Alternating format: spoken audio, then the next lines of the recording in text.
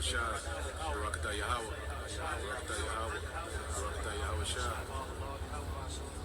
Exodus 24 and 12.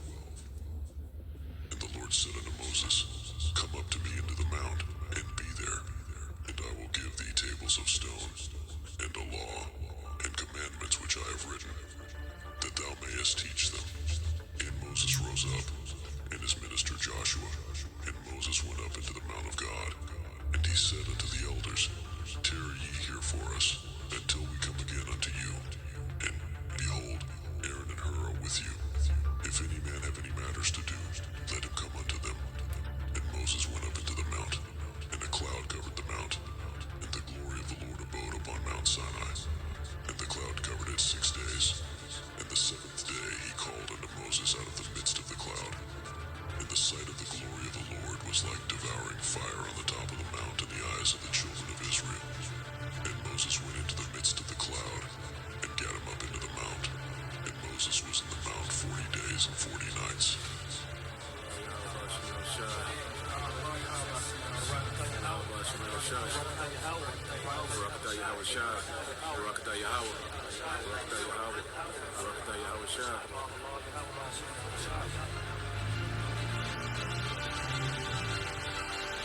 Is Mount Sinai, the mountain of God, real?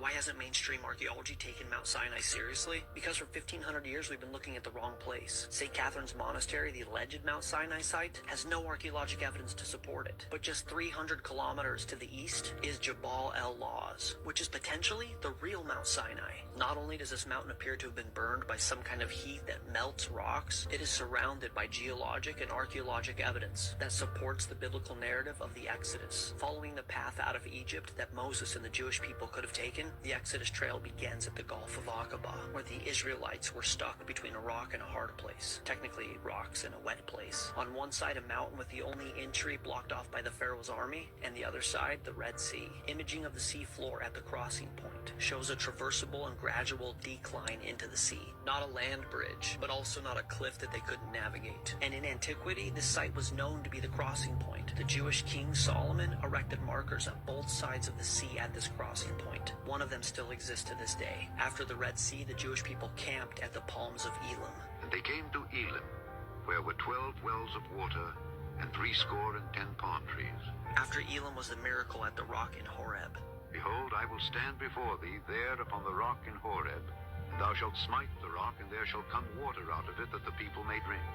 Here's what we'd want to see to validate that it's the real rock at Horeb. It would need to be identifiable, near Mount Sinai, and have evidence that water flowed from it. This rock is massive. It sits atop a hill and sticks out like a sore thumb. And even though this is a desert climate, there are clear signs of erosion, and it looks like the water source came from the rock.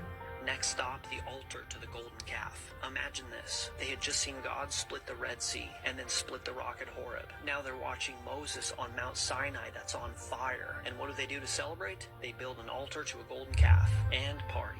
At the base of Mount Sinai is an altar made of rock, and it appears to have been erected as an altar to the golden calf. There's even what appears to be Egyptian hieroglyphics of a calf inscribed on the rocks that make up the altar. And now we get to the actual mountain itself. From the base of the mountain, you can see the charred rock at the peak of the mountain, and upon closer inspection, the rocks appear to be melted. What would cause rocks on the top of a mountain to melt?